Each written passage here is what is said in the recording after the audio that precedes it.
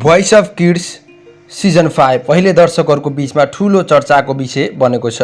यस सिजनमा कार्यक्रमले नयाँ कोचहरू समावेश गर्दै एक नयाँ यात्रा सुरु गरेको छ, तर साथसाथै पुरानो कोचहरूको अनुपस्थितिले धेरै दर्शकलाई भावनात्मक बनाएको भोइस अफ नेपालको पेजमा गरिएको पोस्टको कमेन्ट हेरेर पनि हामी भन्न सक्छौँ।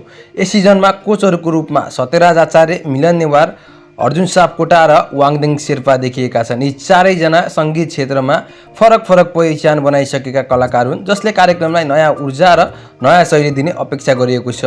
अर्जुन सापकोटा र वाङदेङ शेर्पा भोइस अफ नेपालको कोचको रूपमा पहिलो पटक देखिँदैछन् भने मिलन नेवार र सत्यराज आचार्यलाई भने पछि कोचको रूपमा हामीले देखेका थियौँ पहिले पनि। तर यो परिवर्तन सबै दर्शकलाई मन परेको छैन।